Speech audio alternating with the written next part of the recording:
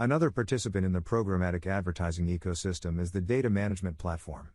Advertisers and publishers use a DMP to collect, segment, enrich, analyze, and use data to improve their performance.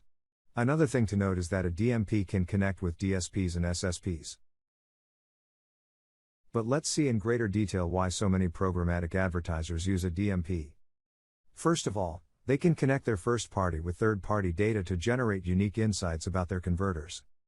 To take an example, a DMP can collect cookie data from the advertiser's website, and connect it with data provided by third-party data vendors to generate enhanced insights about their audiences. Using those enhanced insights, advertisers could improve audience targeting in their current or upcoming campaigns. Besides understanding audience characteristics, advertisers can combine first, second, and third-party data to create custom audience segments for campaign targeting purposes. For example, if you want to advertise a luxurious hotel in London, you can target users who visited your website in the last 15 days, who are also first-class travelers, fly from JFK to Heathrow Airport, fly with British Airways or Virgin Atlantic, prefer to stay at luxurious hotels, and are 35+ years old. This custom target audience can then be pushed from the DMP to a DSP to be used for campaign targeting purposes. That way, the DSP will only bid for impressions when the targeting criteria are matched. Meanwhile, a growing number of publishers also use a DMP to better understand their audience characteristics and preferences.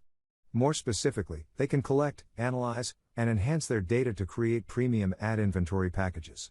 Next, they sell those packages to advertisers through programmatic direct deals. That way, advertisers can target more relevant audiences, while publishers can generate higher ad revenues. To take an example, a DMP can collect website visitor data and connect it with data provided by third-party data vendors to generate enhanced insights. Next, the publisher uses those insights to create premium ad inventory packages and sell them directly to programmatic advertisers. Moreover, a DMP allows publishers to improve user engagement with content personalization. More specifically, a publisher can analyze data to personalize the content to each user. When users see personalized content, they get more engaged with the publisher's website, consume more content, and hence view more ads. It's needless to say that when users view more adverts, the publisher generates more ad revenue. Another thing to note is that many publishers use a DMP to sell their audience data to advertisers. This practice is called audience extension. So besides selling their ad spaces to advertisers, they can sell their audience data too. That way, advertisers could reach those audiences on other publisher websites.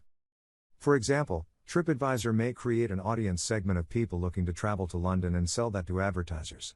That way, programmatic advertisers could reach that audience segment on other publisher websites such as blogs, YouTube, CNN, and BBC. It goes without saying that the audience extension feature allows publishers to generate additional revenue. DMPs have access to such an enormous amount of data. DMPs obtain those data from thousands of data suppliers and data aggregators. Data suppliers are publishers and commercial businesses that sell their audience or customer data. Data suppliers sell user demographics, interest, buying intention, transaction detail, and any data that is worthy to advertisers. Note that advertisers never get access to personally identifiable information such as email addresses, phone numbers, and full names. For example, in the travel industry, advertisers can target users who fly with United Airlines, American Airlines, Delta, JetBlue, Etihad, Lufthansa, Ryanair, and many other airlines. Advertisers can also obtain data from data suppliers such as Visa, MasterCard, Forbes, and Nielsen. Data aggregators collect data from millions of data suppliers. Such data are obtained from both online and offline sources. Once data are collected, aggregators segment them into thousands of categories. Next, those audience segments become available to advertisers, who can target them with their demand-side platform. But let's take a look at the data directory of Oracle Data Cloud. Oracle Data Cloud is a quite popular DMP. This PDF file shows where Oracle gets its third-party data from. In this table of contents, we see all data aggregators and some suppliers working with Oracle. For example, 33 across, Comscore, MasterCard, and Visa. But let me click on MasterCard. Here we see a description of how MasterCard collects and categorizes data. We can also see some data categories such as automotive, hotel, travel, and retail. Under each category, there are subcategories.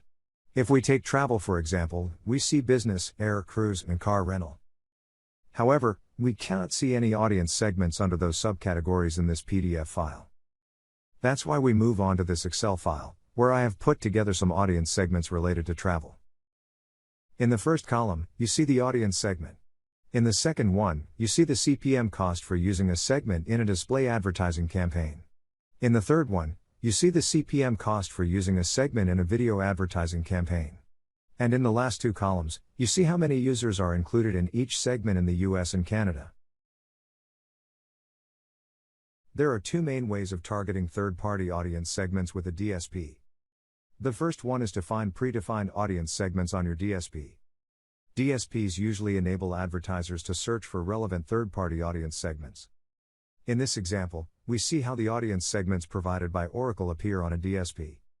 The second option is to get a DMP on board, create custom segments there, and inject them into your DSP.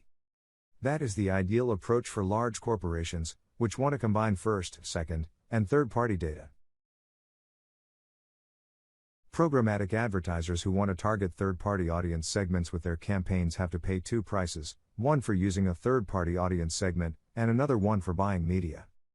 For example, if the CPM of buying a third-party audience segment is $3, and the cost of buying media is $2, then the actual CPM will be $5. There are dozens of DMPs in the market, but the most popular ones are the Oracle Data Cloud, Latame, Adobe Audience Manager, Salesforce DMP, OnAudience, and Nielsen. Note that I will not cover any DMP in this course for the same reasons I didn't cover any DSP or SSP. However, if you want to get trained on the most popular DMPs, I have attached their training courses in the resources section of this lesson.